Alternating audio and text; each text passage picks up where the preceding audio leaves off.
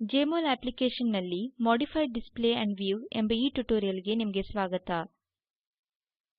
ಈ ಟ್ಯುಟೋರಿಯಲ್ನಲ್ಲಿ ನಾವು ಸ್ಕ್ರೀನಿನ ಮೇಲೆ ಮಾಡೆಲ್ ಅನ್ನು ತಿರುಗಿಸಲು, ಝೂಮ್ ಮಾಡಲು, ಸ್ಥಳಾಂತರಿಸಲು ಹಾಗೂ ಸ್ಪಿನ್ ಮಾಡಲು, ವ್ಯೂ ಅನ್ನು ಮಾರ್ಪಡಿಸಲು, ಡಿಸ್ಪ್ಲೇದ ಸ್ಟೈಲ್ ಅನ್ನು ಬದಲಾಯಿಸಲು, ಪರಮಾಣುಗಳ ಮತ್ತು ಬಾಂಡ್ಗಳ ಸೈಜ್ ಹಾಗೂ ಬಣ್ಣಗಳನ್ನು ಬದಲಾಯಿಸಲು, ಮಾಡೆಲ್ ಅನ್ನು ಆಕ್ಸಿಸ್ ಹಾಗೂ ಬಾಂಡ್ ಬಾಕ್ಸ್ಗಳೊಂದಿಗೆ ಡಿಸ್ಪ್ಲೇ ಮಾಡಲು, ವಿವಿಧ ಫೈಲ್ ಫಾರ್ಮ್ಯಾಟ್ಗಳಲ್ಲಿ ಇಮೇಜ್ ಅನ್ನು ಸೇವ್ ಮಾಡಲು ಕಲಿಯುವೆವು. ಈ ಟ್ಯುಟೋರಿಯಲ್ ಅನ್ನು ಅನುಸರಿಸಲು ನೀವು ಜೆಎಂಒಎಲ್ ಅಪ್ಲಿಕೇಶನ್ ವಿಂಡೋ ಹಾಗೂ ಮಾಡೆಲ್ ಕಿಟ್ ಫಂಕ್ಷನ್ ಅನ್ನು ಬಳಸಿ ಮಾಡೆಲ್ಗಳನ್ನು ಕ್ರಿಯೇಟ್ ಮತ್ತು ಎಡಿಟ್ ಮಾಡುವುದನ್ನು ತಿಳಿದಿರಬೇಕು. ಇಲ್ಲದಿದ್ದರೆ ಸಂಬಂಧಪಟ್ಟ ಟ್ಯುಟೋರಿಯಲ್ಗಳನ್ನು ಈ ಕೆಳಗಿನ ಲಿಂಕಿನಲ್ಲಿ ನೋಡಿ. ಈ ಟ್ಯುಟೋರಿಯಲ್ ಅನ್ನು ರೆಕಾರ್ಡ್ ಮಾಡಲು ನಾನು ಉಬುಂಟು ಒಎಸ್ ಆವೃತ್ತಿ 1204, ಜೆಎಂಒಎಲ್ ಆವೃತ್ತಿ 1222 ಮತ್ತು ಜಾವಾ ಆವೃತ್ತಿ 7 ಇವುಗಳನ್ನು ಬಳಸುತ್ತಿದ್ದೇನೆ. ಪ್ಯಾನೆಲ್ನ ಮೇಲೆ 2-chloro-1-propanol ಮಾಡೆಲ್ನೊಂದಿಗೆ ನಾನು ಒಂದು ಹೊಸ ಜೆಎಂಒಎಲ್ ವಿಂಡೋ ಅನ್ನು ಓಪನ್ ಮಾಡಿದ್ದೇನೆ.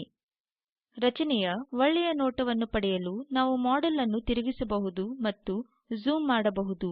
ಮಾಡೆಲ್ ಅನ್ನು ರೊಟೇಟ್ ಮಾಡಲು ಟೂಲ್ ಬಾರ್ನ ರೋಟೇಟ್ ಮಾಲಿಕ್ಯೂಲ್ ಎಂಬ ಐಕಾನ್ ಮೇಲೆ ಕ್ಲಿಕ್ ಮಾಡಿ. ಮಾಡೆಲ್ನ ಮೇಲೆ ಕ್ಲಿಕ್ ಮಾಡಿ ಹಾಗೂ ಕರ್ಸರ್ ಒಂದು ಕೈಯ ಆಕಾರದ ಐಕಾನ್ ಆಗಿ ಬದಲಾಯಿಸುವುದನ್ನು ಗಮನಿಸಿ. ಮೌಸ್ ಬಟನ್ ಅನ್ನು ಕೆಳಗೆ ಒತ್ತಿ ಹಿಡಿದು ಮೌಸ್ ಅನ್ನು ಪ್ಯಾನೆಲ್ನ ಮೇಲೆ ಎಳೆಯಿರಿ. ಮಾಡೆಲ್ ತಿರುಗುತ್ತಿರುವುದನ್ನು ನೀವು ನೋಡಬಹುದು. ಝೂಮ್ ಇನ್ ಹಾಗೂ ಝೂಮ್ ಔಟ್ ಮಾಡಲು ಕರ್ಸರ್ ಅನ್ನು ಪ್ಯಾನೆಲ್ನ ಮೇಲಿಡಿ. ಝೂಮ್ ಔಟ್ ಮಾಡಲು ಮೌಸ್ ವೀಲ್ ಅನ್ನು ಮೇಲ್ಗಡೆ ಮತ್ತು ಝೂಮ್ ಇನ್ ಮಾಡಲು ಕೆಳಗಡೆ ನಡೆಸಿ. ಪ್ಯಾನೆಲ್ನ ಮೇಲೆ ಮಾಡೆಲ್ ಅನ್ನು ನಡೆಸಲು ಕರ್ಸರ್ ಅನ್ನು ಮಾಡೆಲ್ನ ಮೇಲೆ ಇರಿಸಿ. ಕೀಬೋರ್ಡ್ನ ಮೇಲೆ ಶಿಫ್ಟ್ ಬಟನ್ ಅನ್ನು ಒತ್ತಿ ಹಿಡಿಯಿರಿ. ಡಬಲ್ ಕ್ಲಿಕ್ ಮಾಡಿ ಮೌಸ್ ಅನ್ನು ಎಳೆಯಿರಿ. ವಿವರಗಳಿಗಾಗಿ ಪಾಪ್-ಅಪ್ ಮೆನ್ಯುನಲ್ಲಿ ಒದಗಿಸಲಾದ ಮೌಸ್ ಮ್ಯಾನ್ಯುಯಲ್ ಅನ್ನು ನೋಡಿ. ಪಾಪ್-ಅಪ್ ಮೆನು ಅನ್ನು ಓಪನ್ ಮಾಡಿ. ಅಬೌಟ್ ಎಂಬಲ್ಲಿಗೆ ಸ್ಕ್ರೋಲ್ ಡೌನ್ ಮಾಡಿ. ಆಮೇಲೆ ಜೆಎಂಒಎಲ್ 12.2.2 ಅನ್ನು ಆಯ್ಕೆ ಮಾಡಿ ಮತ್ತು ಮೌಸ್ ಮ್ಯಾನ್ಯುಯಲ್ನ ಮೇಲೆ ಕ್ಲಿಕ್ ಮಾಡಿ.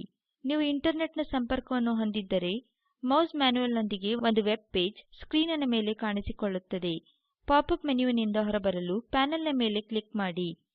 ಪ್ಯಾನೆಲ್ನ ಮೇಲೆ ಅಣುವನ್ನು ಸ್ವಯಂಚಾಲಿತವಾಗಿ ಸ್ಪಿನ್ ಮಾಡಲು ಪಾಪ್-ಅಪ್ ಮೆನು ಅನ್ನು ಓಪನ್ ಮಾಡಿ. ಸ್ಪಿನ್ ಎಂಬಲ್ಲಿಗೆ ಸ್ಕ್ರೋಲ್ ಡೌನ್ ಮಾಡಿ. ಆಮೇಲೆ ಆನ್ ಎಂಬ ಆಯ್ಕೆಯ ಮೇಲೆ ಕ್ಲಿಕ್ ಮಾಡಿ. ಈ ಮಾಡೆಲ್ ಪ್ಯಾನೆಲ್ನ ಮೇಲೆ ಸ್ಪಿನ್ ಆಗುತ್ತಿರುವುದನ್ನು ನೀವು ನೋಡಬಹುದು.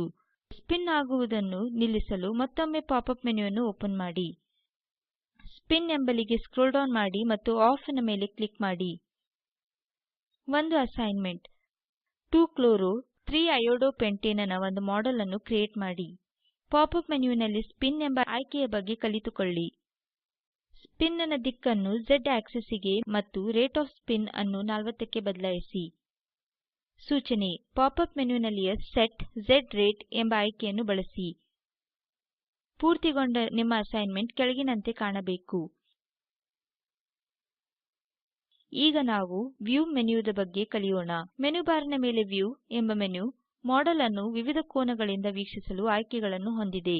ವ್ಯೂ ಮೆನ್ಯುದ ಮೇಲೆ ಕ್ಲಿಕ್ ಮಾಡಿ.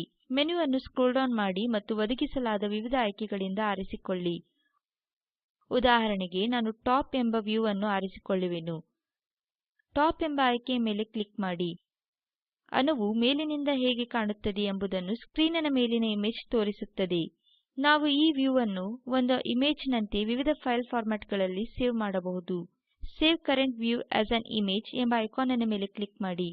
ಸೇವ್ ಎಂಬ ಒಂದು ಡಯಲಾಗ್ ಬಾಕ್ಸ್ ಕಾಣಿಸಿಕೊಳ್ಳುತ್ತದೆ. ಫೈಲ್ ಫಾರ್ಮ್ಯಾಟ್ ಅನ್ನು ಆಯ್ಕೆ ಮಾಡಲು ಇಮೇಜ್ ಟೈಪ್ ನ ಆಯ್ಕೆಗಳ ಮೇಲೆ ಸ್ಕ್ರೋಲ್ ಡೌನ್ ಮಾಡಿ.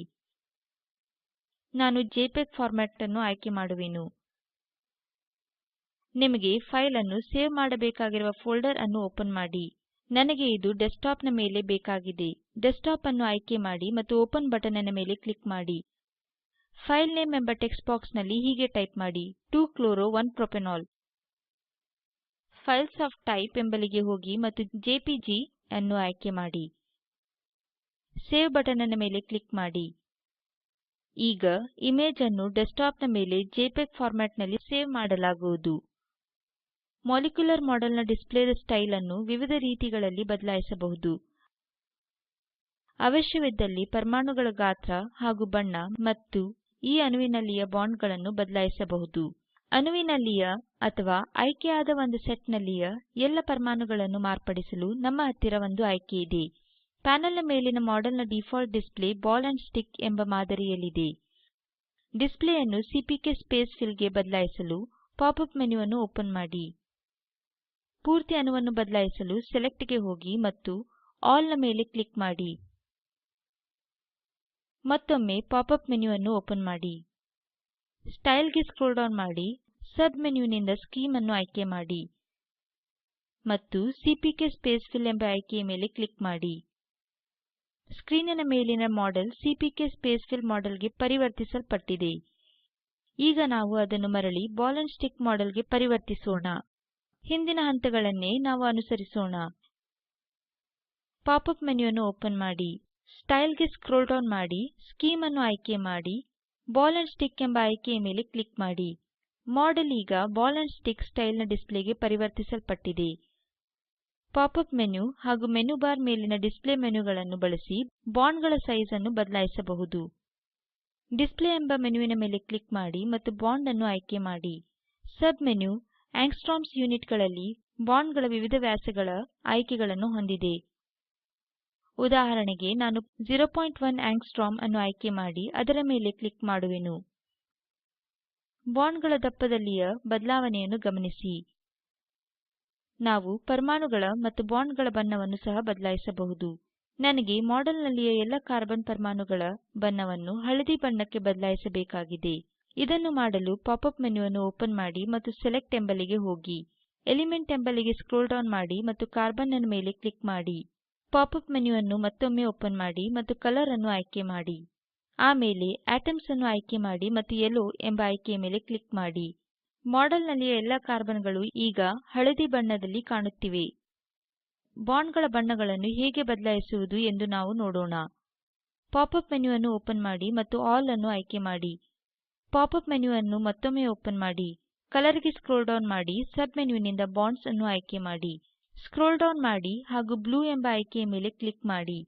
ಎಲ್ಲ ಬಾಂಡ್ಗಳ ಬಣ್ಣ ಈಗ ನೀಲಿ ಆಗಿದೆ. ನಾವು ಈ ಮಾಡೆಲ್ ಅನ್ನು ಸ್ಕ್ರೀನಿನ ಮೇಲೆ X, Y ಹಾಗೂ Z ಆಕ್ಸಿಸ್ಗಳೊಂದಿಗೆ ಮತ್ತು ಬೌಂಡಿಂಗ್ ಬಾಕ್ಸ್ ನ ಒಳಗೆ ಡಿಸ್ಪ್ಲೇ ಮಾಡಬಹುದು. ಪಾಪ್-ಅಪ್ ಮೆನುವನ್ನು ಓಪನ್ ಮಾಡಿ, ಸ್ಟೈಲ್ ಅನ್ನು ಆಯ್ಕೆ ಮಾಡಿ ಮತ್ತು ಆಕ್ಸಿಸ್ ಎಂಬ ಆಯ್ಕೆಗೆ ಸ್ಕ್ರೋಲ್ ಡೌನ್ ಮಾಡಿ. ಸಬ್ ಮೆನುವಿನಿಂದ ಪಿಕ್ಸೆಲ್ ವಿಡ್ತ್ ಅನ್ನು ಆಯ್ಕೆ ಮಾಡಿ. ನಾನು 3px ಅನ್ನು ಪಿಕ್ಸೆಲ್ ವಿಡ್ತ್ ಎಂದು ಆಯ್ಕೆ ಮಾಡುವೆನು. ಈಗ ನಮ್ಮ ಹತ್ತಿರ ಮಾಡೆಲ್ ಎಲ್ಲ ಆಕ್ಸಿಸ್ಗಳೊಂದಿಗೆ ಸ್ಕ್ರೀನಿನ ಮೇಲೆ ಇದೆ. ಇಮೇಜಿನ ಸುತ್ತಲೂ ಒಂದು ಬಾಂಡ್ ಬಾಕ್ಸ್ ಅನ್ನು ರಚಿಸಲು ಪಾಪ್-ಅಪ್ ಮೆನುವನ್ನು ಓಪನ್ ಮಾಡಿ.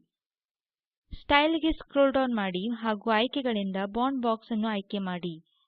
ಪಿಕ್ಸೆಲ್ ವಿಡ್ತ್ ಅನ್ನು ಆಯ್ಕೆ ಮಾಡಿ ಮತ್ತು ಪಿಕ್ಸೆಲ್ ವಿಡ್ತ್ 3px ನ ಮೇಲೆ ಕ್ಲಿಕ್ ಮಾಡಿ.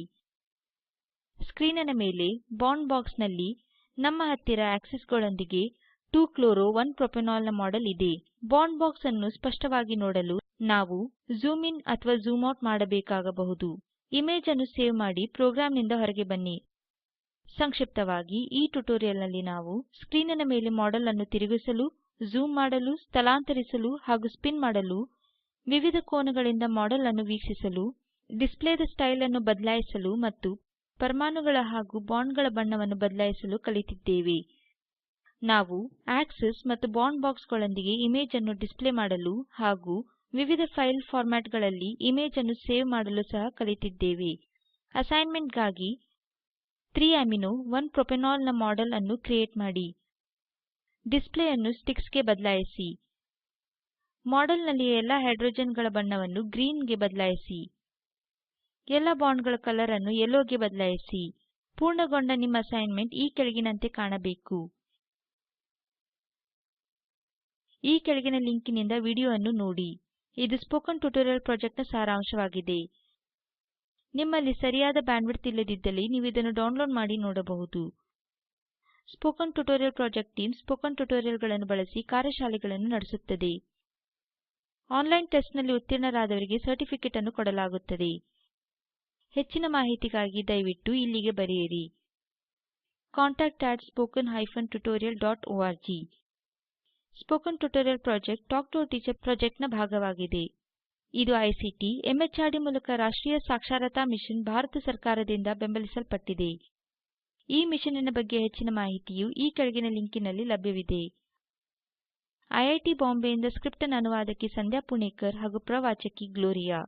ವಂದನೆಗಳು.